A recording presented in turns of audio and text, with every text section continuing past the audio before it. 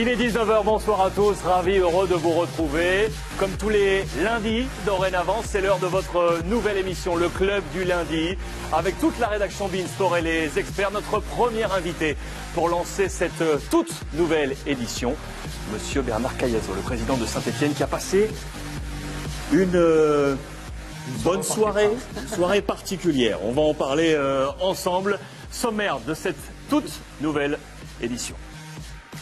Nous parlerons ce soir de cette quatrième journée du championnat de France de Ligue 1 avec un retour complet donc sur le match entre le Paris Saint-Germain et Saint-Etienne. Décryptage avec nos experts. On parlera de l'Olympique lyonnais en plein doute et de Bordeaux qui marche bien, version Sagnol.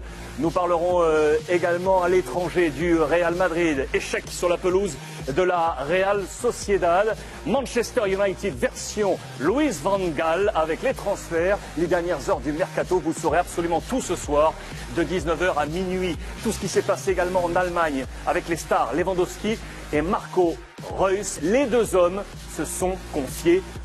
Entretien exclusif Beansport. L'heure des transferts, ce sera également l'actualité forte, bien entendu, de ce tout nouveau rendez-vous, 19h minuit, pour absolument tout savoir. J'espère que vous allez bien à la maison, que vous étiez avec nous peut-être hier pour le club du dimanche. C'est donc votre nouveau rendez-vous, ce club du lundi, pour absolument tout savoir. Tout est condensé de 19h à minuit, avec tout à l'heure, à 21h, le coup d'envoi de l'affiche de ce lundi soir, le match portugais entre Rio Ave et Boavista.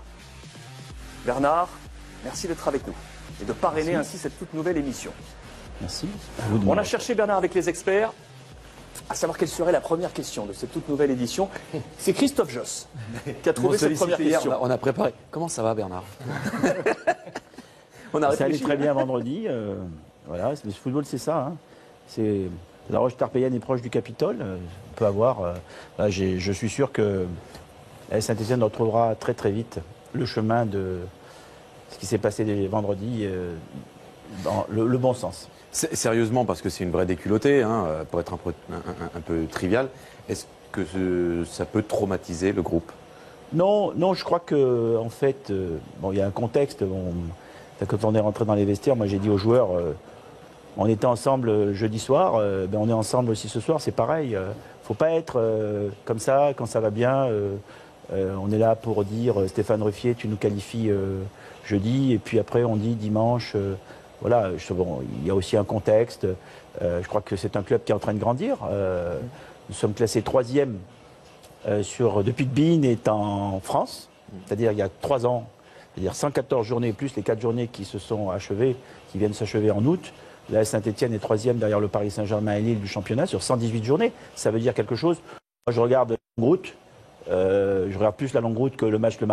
Même si émotionnellement ce match a été très douloureux et la nuit a été très difficile, mais je crois qu'il vaut mieux toujours, lorsqu'on dirige, et Roland et moi on pense de la même façon, un club c'est toujours regarder le long chemin, la longue route. On a encore beaucoup de travail, mais c'est passionnant. Mais on nous aurait dit il y a 3-4 ans vous seriez 3e sur toute cette période, on n'y aurait pas cru. Donc ça prouve qu'il y a des progrès dans ce club, mais on n'est pas le Paris Saint-Germain. Et quand on a joué, on a vécu ce que parfois vivent certains clubs qu'on rencontrait quand ils jouaient dans la semaine, avec tout ce que ça peut représenter. Moins par la fatigue physique, plus par la fatigue nerveuse. Je pense que le match de jeudi soir a beaucoup joué sur le plan de la fatigue nerveuse. Mais si on va rentrer dans le vif du sujet, on va revenir sur ce match avec tous les éléments choisis par la rédaction de Beansport. Retour sur ce Paris Saint-Germain et Saint-Etienne, sujet concocté par John Padra au montage, à la plume, Samuel Olivier.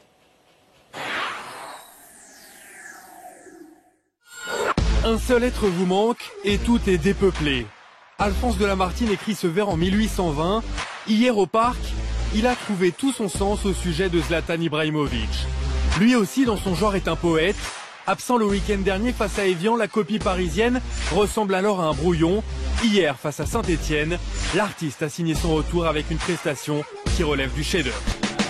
Pour faire face au Paris Saint-Germain, Christophe Galtier a tenté un coup de bluff.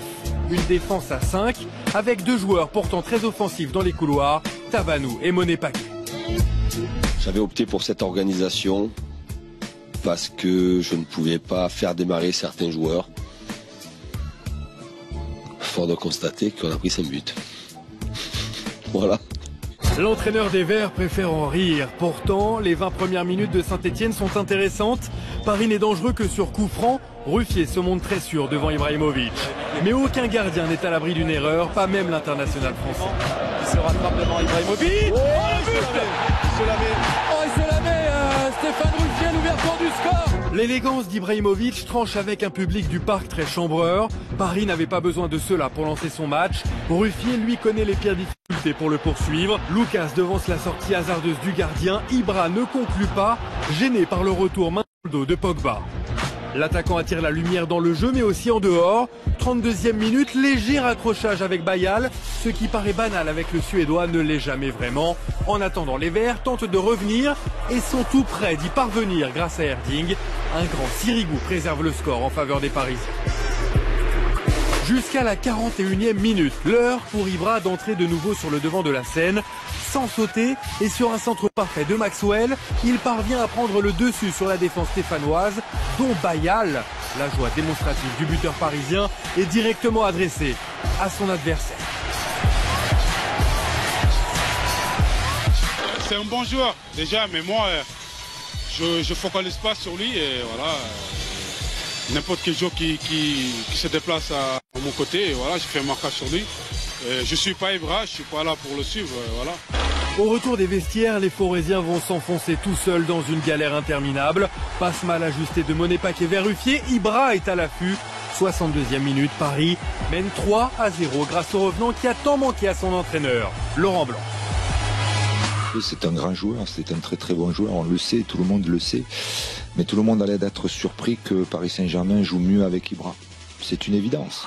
Mais comme le talent de Paris ne tient pas en un seul joueur, il était écrit que Cavani s'illustrerait aussi. Ibra, Maxwell à la construction, l'Uruguayen à la finition. Cette fois, à Saint-Etienne, personne n'y peut rien.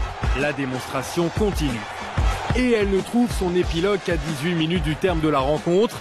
Zlatan encore lui oublie Cavani au deuxième poteau mais conclut en solo. 5-0. Cette fois, la fête est totale. Mais Ibrahimovic n'aime pas être le premier à rentrer à la maison. Laurent Blanc l'y oblige pourtant en le remplaçant par Matuidi juste après le but. Une poignée de main très froide, sans un regard pour son entraîneur. Quelques mots échangés avec Jean-Louis Gasset. Ibrahimovic n'est décidément pas un joueur comme les autres. L'armoire à glace, capable de coups de colère, laisse place à la fin du match à l'enfant, tout heureux de récupérer auprès de l'arbitre le ballon du match. Car dans chaque enfant, il y a un artiste, disait Pablo Picasso. Le problème est de savoir comment rester un artiste en grandissant. Zlatan Ibrahimovic, lui, le sait. Alors messieurs, on va parler de ce Paris Saint-Germain. On va s'attacher tout d'abord à parler des Verts. Qu'est-ce qui vous a dérangé dans cette préparation de match et avant ce coup d'envoi, et notamment cette composition d'équipe de Saint-Etienne qui nous a étonnés, Christophe, avec ce schéma à 5 derrière, 3 défenseurs centraux côté Saint-Etienne. Moi, je n'étais pas très étonné, puisque hier, avant le club, j'en avais fait état en suivant notamment la fin de rencontre jeudi face à Karabükspor, où l'équipe de Saint-Etienne, certes face à un adversaire d'un autre calibre, avait terminé comme ça, et de manière assez séduisante d'ailleurs. Avec une animation très intéressante. Alors on s'est rendu compte effectivement que ce n'était pas un adversaire du même calibre, puisque hier on en a eu la réponse flagrante, mais en l'absence de Perrin, et puis Galtier l'a dit très bien, il avait des joueurs qui ne pouvaient pas titulariser, il avait des joueurs qui étaient en délicatesse physique. Et en l'absence de Perrin, il fallait trouver une solution. Il se trouve que cette solution-là, elle avait marché l'année dernière au derby à Lyon. Ce sont des souvenirs qui sont plutôt joyeux du côté de Saint-Etienne. Et qui. Alors, et puis il a tenté quelque chose. Il a tenté.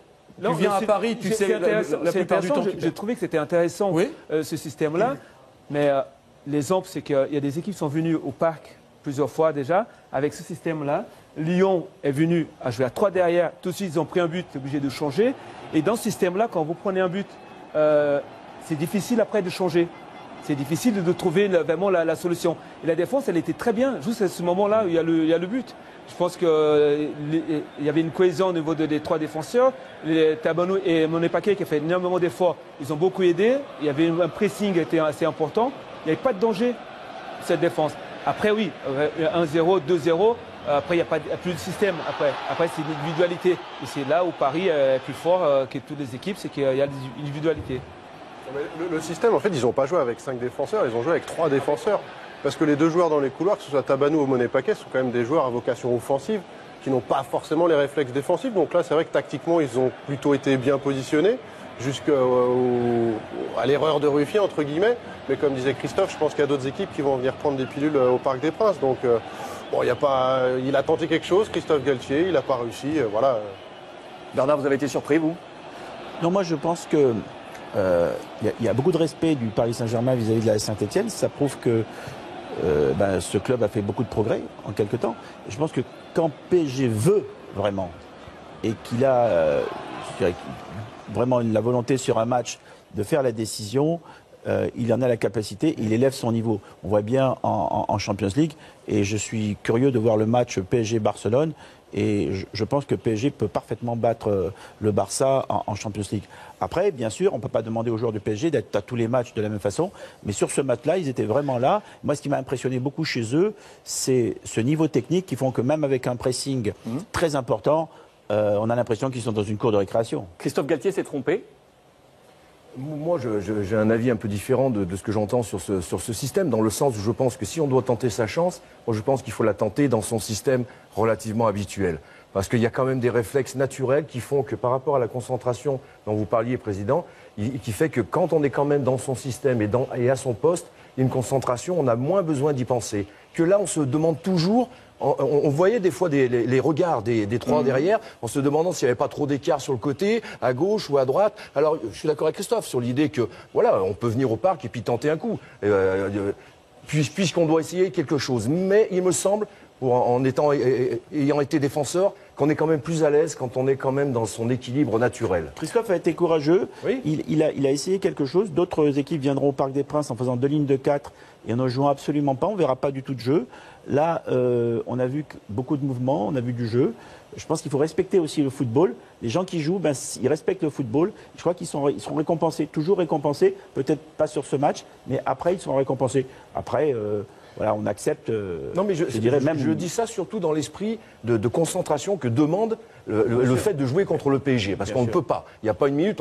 À un moment donné, on sentait bien dans le match que c'était une question de minutes. Qu'à un moment donné, il y allait avoir des espaces. Et ce que je veux dire, c'est que quand on est dans son système, dans son schéma habituel, ça demande moins à l'esprit de se concentrer sur comment rétablir les équilibres. C'est plus naturel. Alors, et donc, on bouffe moins d'énergie. Pas d'éléments supplémentaires. Regardez comment ça s'est passé entre Zlatan et Bayal Sall. C'était un duel attendu, on le sait, depuis maintenant 2012. On se cherche un petit peu entre les deux hommes. C'est explosif avec ouais, ça marche. Ça dure. Exact, ça dure un petit peu. Omar, est-ce que, votre avis, je vous repose la même question avec ces images d'illustration, est-ce qu'on s'est trompé? Est-ce que Christophe Galtier s'est trompé pour vous? Et au vu des résultats, oui. Maintenant, on a ça d'acquis. Est-ce qu'il fallait faire une individuelle entre Bayal Sall et Zlatan? À la base, avant, sur la compo, au début, je dis, ça y est, on est dans la condition d'infériorité. Une équipe, il se croit déjà inférieure, donc on essaye de se rassurer. Au début du match, j'ai eu ce sentiment-là. Et tout de suite, je me suis dit, la Real Sociedad, il joue contre Madrid, et il joue presque avec 4 attaquants. Wolfsburg, il jouait contre Bayern de Munich, ils ont joué avec 5 attaquants. Pourquoi encore ici on a cette, je sais pas, envie de se mettre un peu toujours dans la modestie, toujours dans le côté avarice. Quel est le problème? Tu viens avec l'euphorie, tu te qualifies. En faisant un choix avec Monet Paquet d'un côté et Tabanou de l'autre, ça veut dire que ce n'est pas les deux arrières. Deux attaquants de pointe titularisés, ce qui n'est pas du tout de coutume du côté de Christophe Galtier. Le problème peut-être dans ce système-là, c'était le milieu de terrain. Dans la récupération de balle n'était pas assez vite vers l'avant. Qui n'était pas allé assez vite vers l'avant pour trouver des espaces. Quand vous jouez comme ça avec deux joueurs c'est des attaquants, Monet Paquet et Tabanou, c'est d'aller vite empêcher Maxwell et Van der Wiel. Sauf quand vous jouez contre Paris Saint-Germain, qui est les latéraux de Paris Saint-Germain, c'est des attaquants. À un moment, vous défendez mal parce que vous êtes attaquant au départ. D'ailleurs, il faut souligner la performance des deux garçons qui ont fait tous les deux 120 minutes. Ils ont fait la totalité des 120 minutes jeudi soir. Et hier, ils ont fait 94 minutes. Ils ont fait tout le match.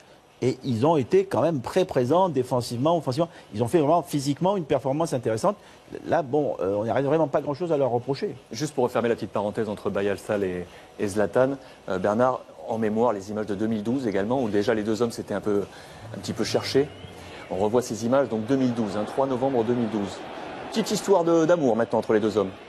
Oui, une chose que vous ne savez pas, mais je vais le dire, Bayal est parti aujourd'hui à Dakar. Il a au niveau familial, au niveau de sa maman, un gros souci. Je ne vais pas trouver parce Bayal nous fait une très très bonne début de saison. Il a été très bon la saison dernière. Bon, là sur ce match, j'ai envie de dire, on reverra au mois de janvier. Le retour à Saint-Etienne et on verra comment les garçons, parce que c'est ça la réalité, vous prenez une fessée, mais après il y a un match à Saint-Etienne en janvier. Plus, on a vu entre eux des gestes quand même aussi sympas. Voilà, oui, sympa. Il n'y a pas eu que les choses comme ça, on l'a vu à la fin quand ils sont là sur cette image-là. Est-ce que Zlatan aurait eu ces gestes sympas à 0-0 Oui, ça c'est sûr. C'est pas la même limonade. La question, mais bon. il aime ce genre de joueur face à lui. Oui. Il aime le combat. Par rapport au milieu de terrain, je rebondissais sur vos propos, Bruno, notamment sur la capacité de Paris dans sa possession de balle et à jouer avec cette possession face à Saint-Étienne. C'était flagrant là. Le président l'a dit, il y a eu des séquences, notamment en deuxième période. Alors c'est sûr que c'est plus facile quand on mène au score de 0, 3-0, d'avoir la confiance pour se déplacer, mais ils ont une maîtrise technique exceptionnelle. Ils ont aussi surtout, et ça on en parle peu, mais c'est vrai que ils ont une intelligence de déplacement, une maturité tactique. Un mec comme Thiago Motta, il ne fait pas 13 km par match. Mais à chaque fois, il se déplace 2 pas à droite, 2 pas à gauche, ce qui lui permet d'être disponible. Et c'est absolument prodigieux. Et c'est vrai que Saint-Etienne, en plus, je connais leur milieu de terrain, que ce soit Lemoine, Coad ou Clément et compagnie. Ils ont un gros volume de course. Plusieurs fois, ils ont essayé d'insuffler un pressing. Et à chaque fois, Paris réussissait à s'en sortir assez proprement, assez calmement. C'est impressionnant. Il faut bien resituer quand même la période durant laquelle dure cette séquence dans le match. Et il faut surtout rappeler qu'avant l'ouverture du score malheureuse pour Stéphane Ruffier, c'est-à-dire avant le premier but du match, la possession de balle, elle est équivalente, elle était quasiment à 50 entre le Paris Saint-Germain et l'AS Saint-Etienne. Et ça, c'est quand même un élément qui est très rare aujourd'hui dans notre championnat, qu'une équipe pendant 20 minutes tienne tête en termes de possession de balle au Paris Saint-Germain, qui plus est sur sa pelouse, il n'y en a pas des tonnes. Non, mais c'est pour ça que la performance du Paris Saint-Germain, je pense, elle est encore plus valorisante. Parce que je pense que Saint-Etienne a une très bonne équipe et qu'ils finiront dans les 5 premiers. C'est pas parce que vous êtes là, président, mais je pense qu'il y a vraiment matière à faire quelque chose d'intéressant. C'est un club qui progresse bien. Et effectivement, même s'ils ont pris 5 buts hier, ça reste anecdotique par rapport aux circonstances et par rapport à tout un tas de choses. Je pense qu'ils ont fait malgré tout des choses qui leur permettent d'avoir une bonne perspective. Je vous coupe juste quelques petites secondes. Vous savez, il y a une nouvelle rubrique maintenant lancée depuis hier dans le Club du Dimanche. Allo Bein. Vous avez, vous, la possibilité, chez vous, d'intervenir, d'être à la place des experts ou poser une question directement au président Bernard Cayazo. L'astuce, elle est simple. Vous postez votre avis ou votre question sur cette petite adresse net, leclubdulundi@beansport.net. leclubdulundi@beansport.net. Si vous êtes sélectionné, on vous passe un petit coup de téléphone et on établit une liaison Skype pour poser la question à Bernard Cayazo. Première question qui arrive justement, Bernard, et on rebondit là-dessus. Regardez. Monsieur le Président, bonsoir. Je vous demande une question aujourd'hui de Turquie à propos de Mevlut Erding sur son transfert à Galatasaray. Du côté de la presse turque, durant toute la période du mercato, la presse turque a dit que Erding pouvait venir au Galatasaray. Est-ce qu'il y a eu vraiment des négociations? Quelle était l'offre de Galatasaray et pourquoi le transfert n'a pas été effectué? Voilà. Bonne journée. Tout simplement parce qu'on ne transfère pas un joueur qui est arrivé l'année dernière en fin de mercato sans avoir fait la préparation. Cette année, il a fait la préparation. Il est même venu une semaine plus tôt, ce qui est tout à son honneur. Et c'est quelqu'un sur qui on compte beaucoup. L'année dernière, il est 3e buteur du championnat. Il a joué que 2000 minutes, mais par rapport au temps de jeu, il est 3e buteur du championnat. C'est un garçon qui, pour nous, est un garçon important et qui, cette année, marquera beaucoup de buts. Et en plus, sur le plan humain, c'est quelqu'un de vraiment formidable. Donc, on n'avait pas du tout envie, au bout d'un an, c'est pas un signe, Il y avait une offre concrète de Galatasaray? Oui, enfin, sur la table. Il pouvait y avoir pas que de Galatasaray, d'autres clubs turcs, mais c'est quand même un international turc titulaire. Mais notre vision était une vision de dire, soyons sérieux, on a des ambitions. On ne transfère pas un garçon qui vient au bout d'un an et qui repart. Il y a un minimum de temps à passer au club. Et puis, je suis sûr que cette année, il va faire une très très belle saison. Alors, Bernard, je poursuis du coup cette parenthèse mercato. Je rebondis sur les propos de Mathieu, que je salue, qui nous envoie la question de Turquie. Vous l'avez noté, qui nous suit via Beansport Connect sur vos tablettes et téléphones numériques. Ce marché des transferts, il reste quelques heures encore. Que va-t-il se passer à Saint-Etienne? Pas grand-chose, sauf, si vous voulez, opportunité de vraiment dernière minute. Je trouve, si vous voulez, regardons bien le groupe stéphanois. En dehors des néo-pros, les garçons qui sont devenus professionnels du centre de formation cette année, tous les postes sont doublés. Donc pour qu'un garçon arrive, il faut qu'un garçon parte. Parce que Christophe Galtier ne veut pas avoir un vestiaire avec 30 professionnels. On sait très bien que les vestiaires avec trop de monde sont des vestiaires qui posent problème. Donc le club est parfaitement équipé pour faire face, je dirais, aux différentes compétitions quand tous les postes sont doublés. Amalfitano. Donc il y a eu des discussions oui ou non avec Amalfitano. La question, c'est un garçon qui gagne 200 000 euros à l'Olympique de Marseille. Oui. Bon, on ne s'est pas entendu sur le plan financier. Après, voilà, mais nous... ça sera non Non, ce sera non, mais Saint-Étienne, si vous voulez, nous sommes dans un cadre budgétaire. Et dans ce cadre budgétaire, je dirais, nous sommes extrêmement prudents. Et puis, plus que prudents, c'est-à-dire que nous dépensons tous nos moyens en joueurs de football. C'est-à-dire que tous les moyens du club, si vous voulez, le club termine à l'équilibre, point, il ne fait aucun excédent, aucun résultat, je dirais, important. Tout va aux joueurs. Mais on est dans la situation dans laquelle nous sommes tous, les gens qui nous regardent, vous aussi, c'est-à-dire qu'on a une limite budgétaire et à partir de là, on peut poser la question à un supporter, pourquoi vous n'avez pas une Mercedes? Parce qu'il n'a pas les moyens. Je rappelle ce point positif, Bernard. Il y a 5 ans, vous aviez un trou de 14-15 millions d'euros. Vous avez réussi à remonter tout ça. Aujourd'hui, avec un budget à 49-50 millions d'euros sur l'année, vous avez présenté ce budget... à 60. À 60. On est monté plutôt à 60 depuis l'année dernière. Oui. Donc vous êtes monté à 60. Vous avez présenté ces comptes devant la DNCG en tablant sur une 10e place. C'est ça? Donc c'est de la prudence? Oui, mais même si vous voulez, en plus, chez nous, c'est 4e la saison passée. Sur une 8e place. Nous, en plus, tous les revenus du club à partir de la 8e place vont aux joueurs. C'est-à-dire, en échange du salary cap, on a un système, un modèle, mais par contre, les primes variables que nous recevons des télévisions vont essentiellement aux joueurs. C'est notre principe. C'est comme ça que des joueurs arrivent à augmenter de 40-50%. Voilà, 50% de salaire avec des primes supplémentaires. J'ai coutume de dire, avec ça, ils payent leurs impôts. C'est très bien. Mais si vous voulez, c'est un principe. Et ce mode de fonctionnement, nous sommes persuadés qu'il est aussi une des raisons, je disais tout à l'heure, 3e depuis 3 ans, il est une des raisons de l'évolution et du succès du club. On ne va pas le changer. Est-ce que Saint-Étienne a besoin d'un joueur, messieurs? Est-ce que Saint-Étienne a besoin d'un joueur? Messi, Ronaldo. Est-ce que Saint-Étienne a besoin d'un joueur? Sans aller, mais toujours besoin d'un joueur.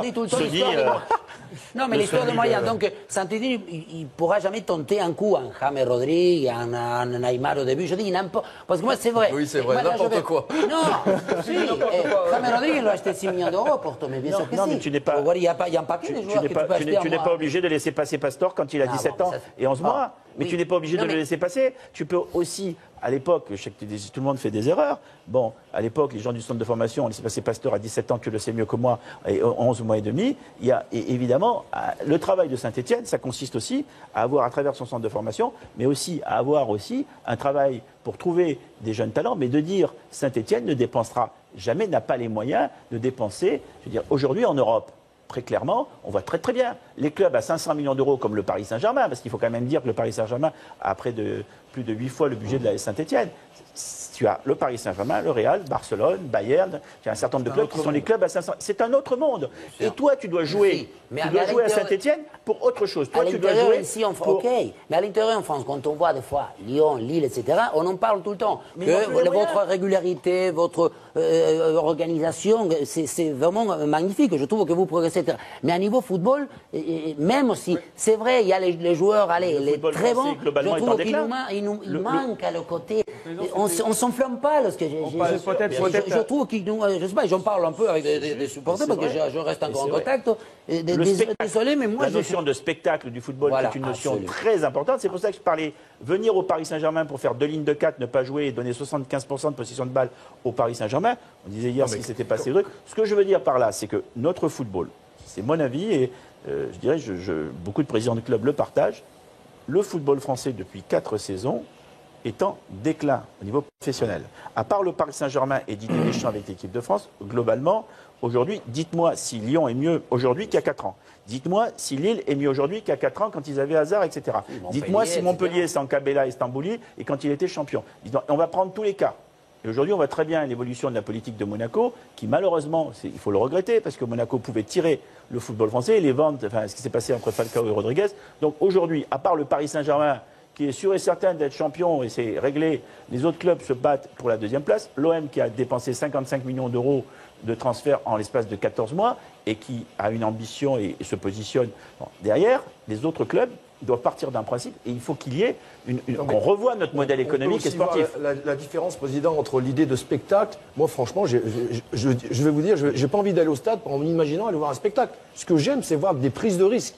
Aussi bien sur des compos que sur un style de jeu. Mais ça, d'un coup, oui, mais c'est pas nécessairement sur la qualité intrinsèque des joueurs, parce que contrairement à ce que dit Omar, comme vous le dites, les joueurs, oui, mais les joueurs, on ne les aura pas dans notre championnat, à part les clubs dont vous parlez. C'est-à-dire, ça se résume à 2 clubs. Tout le reste, ça va être dans l'initiative des entraîneurs. De la façon de jouer, et on le voit à Bordeaux. J'ai l'image peut-être qui nous annonce une autre nouvelle. Bernard, cette image. Commentez-moi cette petite image. Qu'est-ce qui se passe? On discute combien de saisons pour Paul Pogba? Qu'est-ce que vous êtes dit avec le frère Pogba, Bernard? Non, j'apprécie beaucoup ce garçon parce que je pense que c'est un grand espoir du football français et il représente justement un joueur qui, à la fois au niveau technique, à la fois au niveau physique, et c'est un joueur d'avenir du football français. Son frère Florentin, chez nous, il avait fait un très bon match, une très bonne mi-temps. Quand Perrin s'est blessé à la mi-temps jeudi, il nous a beaucoup surpris, parce qu'il a très très bien tenu, il a fait un match très très propre en deuxième mi-temps.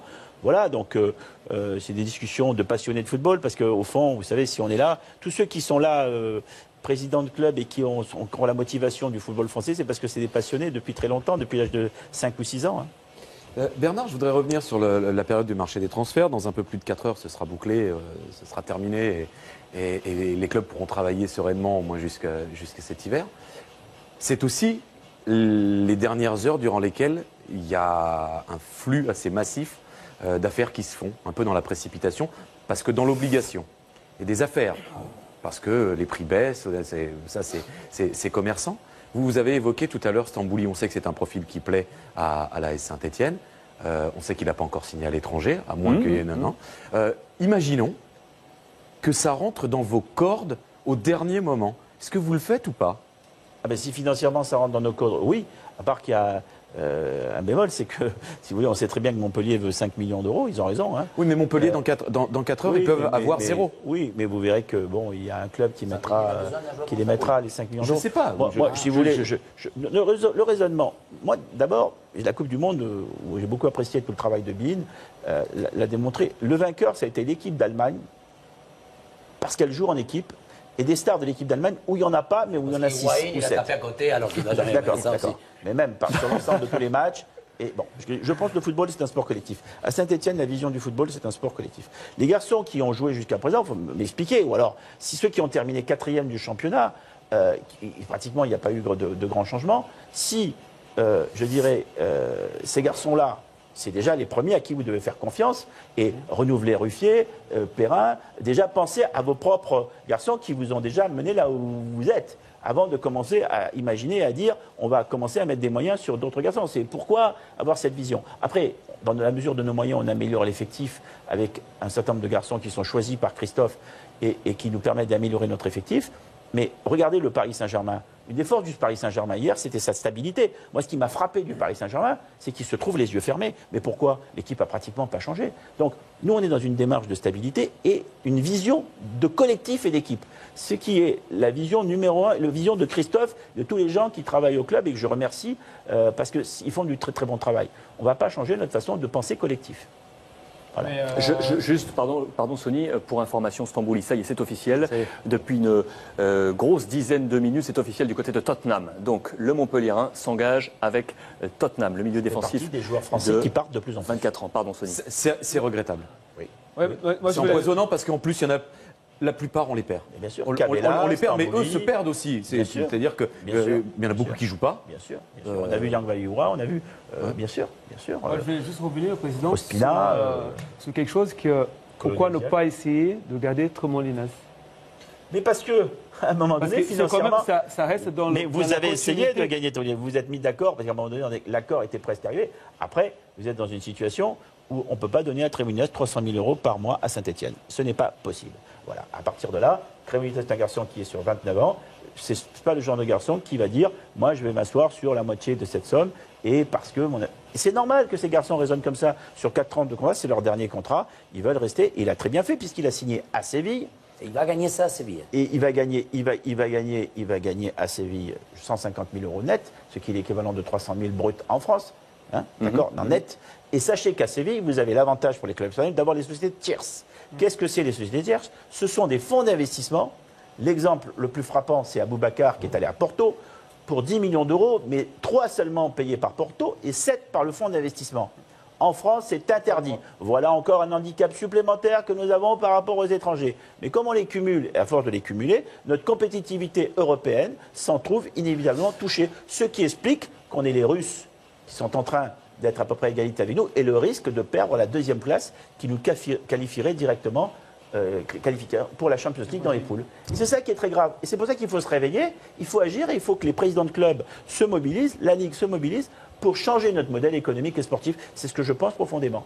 Je vous montre cette petite photo, c'est officiel et je remercie Brahim Thiam, l'un de nos experts qui à distance, qui regarde l'émission et qui nous poste la petite photo. Stambouli, présentation avec le maillot de Tottenham. Merci mon cher Brahim d'avoir posté ça. Vous n'hésitez pas hein, sur les différents réseaux sociaux et surtout Twitter à partager vos avis et vos commentaires.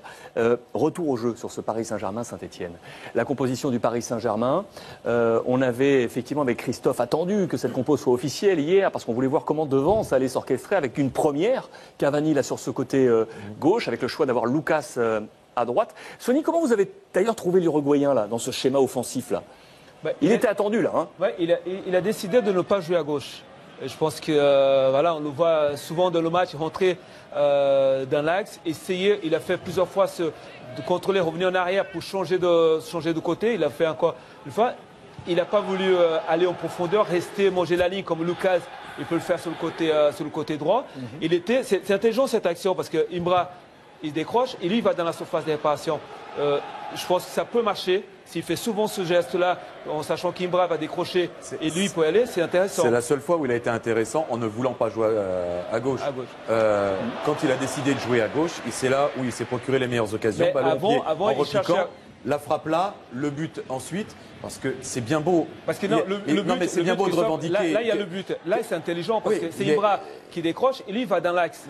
S'il arrive à nous faire ça en partant de loin, il n'est pas obligé de manger. Ce qu'il voulait dire, Cavani, c'est qu'il n'est pas un joueur qui va coller à la ligne. Il ne veut pas rester à coller à la ligne. S'il joue dans ce système-là où il peut rentrer et d'aller dans l'axe et prendre la profondeur, où Zlatan n'est pas dans la surface, ça, il n'y a aucun problème. Je vais répéter ce que je disais l'autre fois dans un commentaire, et j'étais assez radical dans ce que je disais. Très bien que Cavani revendique une position dans cette équipe du Paris Saint-Germain.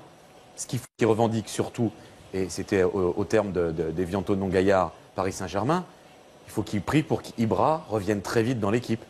Parce qu'il n'est jamais aussi fort que quand Ibra est dans l'équipe. Parce qu'Ibra le fait bien jouer. Donc... Est-ce que c'est le système offensif qui vous a plu à Paris du coup? D'après vous, qui pourrait être un système de base? En fait, quand on place là, schématiquement le 4-3-3 avec Cavani à gauche, c'est surtout dans un système de replacement défensif où, pour que l'équipe soit bien en place et équilibrée défensivement, il faut que Cavani puisse occuper et prendre le latéral droit adverse en l'occurrence. Parce qu'après, la largeur, elle est surtout au Paris Saint-Germain quand ils ont 60-70% de possession de balle. La largeur, elle est utilisée par Van der Wiel, elle est utilisée par Maxwell. Donc Cavani peut se situer dans une position un peu plus axiale en tournant autour de Ibrahimovic. Après, c'est sûr qu'en termes de concurrence, il y a un choix à faire entre Ibrahimovic et Cavani à faire. Il n'y a pas de match. Ça ne sera plus Pastore qui va jouer, ça sera Matuidi. Matuidi va venir à gauche, etc. C'est ça qui est intéressant, Omar. Donc, je pense la variante. C'est ça qui est possible à Paris. C'est intéressant. Et si Pastore reste sur un niveau de performance qui est le sien en ce moment, est-ce qu'il n'y a pas une vraie concurrence qui va s'instaurer entre Mathieu? Non, mais oublier l'aspect. Je ne crois rien du tout. Je pose la question. Moi, c'est le premier. L'année dernière, je me faisais tailler parce que je me disais, Matuidi, c'est quelqu'un qui est très important lorsque l'équipe adverse à la balle. La concurrence, elle est faite comme ça. Je pose la question. La concurrence, elle est là. Pastore aujourd'hui, le Pastore d'aujourd'hui, il ne va pas laisser sa place facilement à Matuidi. L'équipe de France ou pas, aujourd'hui. Il ne pas avoir pris Di Maria. Di Maria, c'était l'idéal. Non, mais il ne l'a pas pris, on va parler de ceux qui sont là. C'est une question de moyens. C'est une question de moyens d'autorisation. Je pense aussi qu'il y a un point, c'est que tant que, peu importe après la composition, tant qu'ils auront qui corrigeront le déchet de possession de balle qu'ils ont comme ils le font en ce moment, c'est-à-dire qu'ils ont un déchet qui est très très faible en termes de possession et de transmission, on pourra mettre, à la limite, on peut mettre n'importe qui. C'est ça le plus important, c'est qu'ils conservent cette qualité de possession de balle qu'ils ont avec très très peu de déchets. qui fait qu'ils obligeront sans arrêt leurs adversaires à courir autour du ballon, dans tout ça, après le ballon. Il ne faut pas oublier Johan Cabaye. C'est quand même pas un petit joueur. Donc, une petite image sourire dans ce match. C'était Verratti avec le stadier qui était en place, avec ce petit choc qu'il y a eu, et puis ce sourire entre les deux hommes. Ça fait du bien de voir Verratti comme ça. On l'attendait sur le départ. On sait que Carlo Ancelotti aurait bien aimé l'amener avec lui du côté du Real Madrid. D'autres clubs italiens l'avaient placé sur leur tablette. Il est là, et bien là, Verratti du côté du Paris Saint-Germain. C'est une belle petite image à vous montrer. Encore sur ce match, je voulais vous faire écouter. Allons tout d'abord dans le vestiaire de Paris après ce succès pour aller vivre cette ambiance. On le fait habituellement pour voir ce qui se passe, et c'est sans commentaire. Regardez.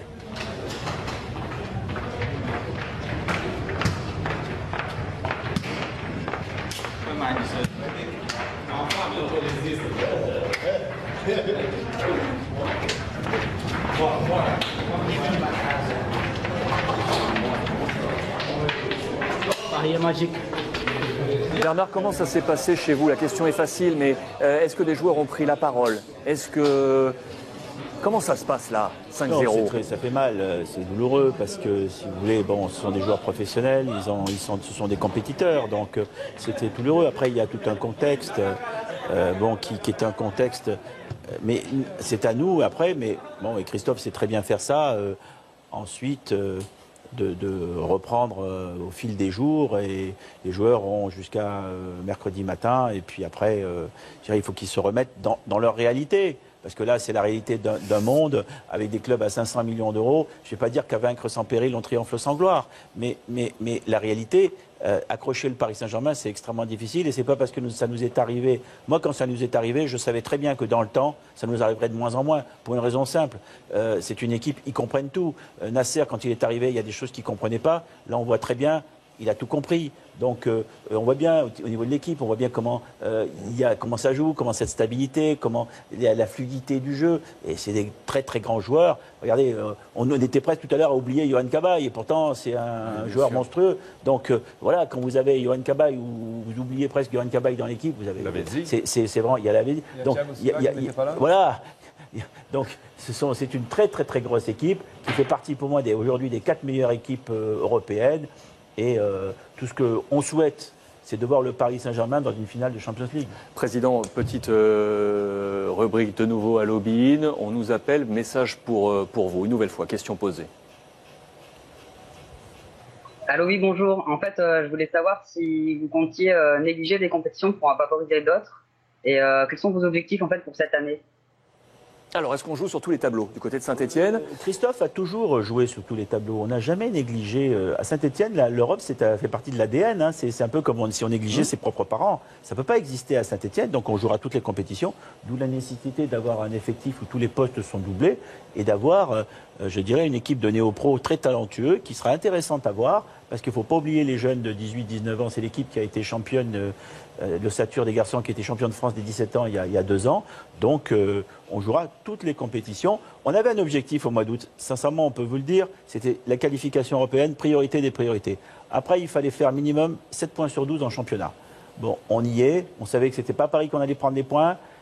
On avait deux matchs à la maison. Le déplacement à Guingamp, qui est malgré tout une équipe européenne, qu'on a considéré qui fait aussi les poules de repas. Donc on s'est dit 7 points sur 12. Cet objectif, pour moi, il est atteint. Après, maintenant, on a d'autres objectifs. Il faut continuer. Et puis, mais est-ce que perdre 5-0 après la qualif, on ne confirme pas cette histoire de dire il ne faut pas la jouer ou l'équipe bis, on ne va pas revoir ça? On va inverser. On va dire, imaginons qu'on ne soit pas qualifié, qu'on a gagné au Parc. Voilà, on va inverser la situation. Alors on peut me dire, mais gagner tous les matchs. Oui, on peut ici imaginer ça. Nous, aujourd'hui, on avait une priorité, la qualification européenne. C'est très important pour nous, pour nos supporters. C'est très important pour le club. Après, l'accident danois de la saison passée, c'était quelque chose d'impératif pour aussi le moral des troupes, pour l'état d'esprit, pour tout. Bon, j'aurais préféré éviter cette claque, c'est sûr et certain, et je savais que ce serait très difficile. Après, il y a un contexte de match. On sait, vous avez tous joué au football. Je pense que ça vous est arrivé, ce genre de choses. Le soir, la nuit, on ne dort pas. C'est mon cas. C'est le cas certainement, bien sûr, j'en suis sûr, de joueurs, de Christophe, de Roland Romeillet, de Dominique Rocheteau, de toutes les. Voilà, ça fait beaucoup de mal. Ça fait mal. Mais parfois, faut savoir tirer les leçons et quand ça fait mal, repartir après de plus belle et je dirais avoir l'esprit revanchard. C'est comme ça. Eh bien, tant mieux, il faut prendre cette force intérieure et l'utiliser positivement pour les prochains matchs et les matchs qui vont venir, y compris la fois où Paris Saint-Germain viendra le Croix-du-Char. L'état d'esprit, il est le même à Saint-Etienne cette année. Oui, dans le groupe. C'est tout à fait remarquable. C'est tout à fait remarquable. Pourquoi? Parce que ce sont des garçons qui se connaissent bien, ils vivent ensemble depuis longtemps. Il y a eu cette belle aventure de la Coupe de la Ligue qui a créé un ciment fort. Ciment fort à l'intérieur du club, à tous les niveaux.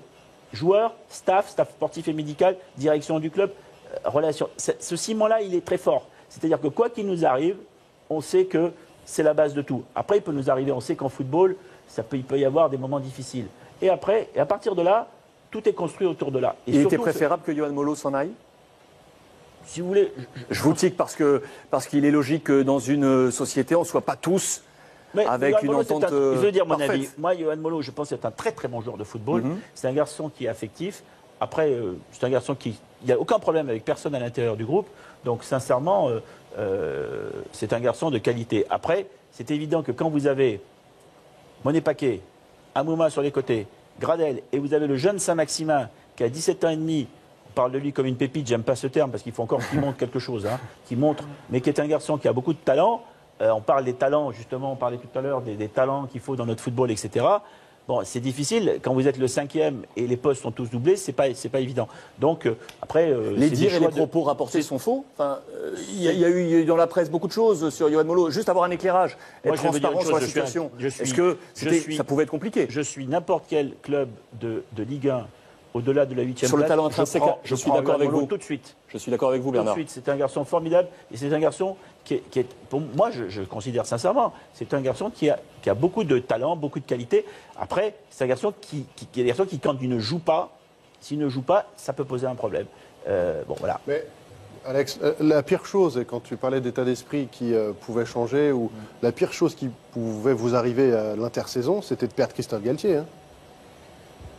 Oui, ça aurait pu arriver à un moment donné. Moi, non, je pense pas. Je pense pas parce que ça a été chaud quand même. Je ne crois pas. Il n'y a pas eu un petit. Je ne vois pas où il y a eu quelque chose. Il y a eu simplement l'attitude normale de Christophe, qui est un homme bien, qui, comme vous le faites peut-être vous dans votre métier, mais tous les ans avec votre patron, vous faites un bilan. Oui, mais c'est pas mal. Comment ça se passe? Je trouve que c'est bien.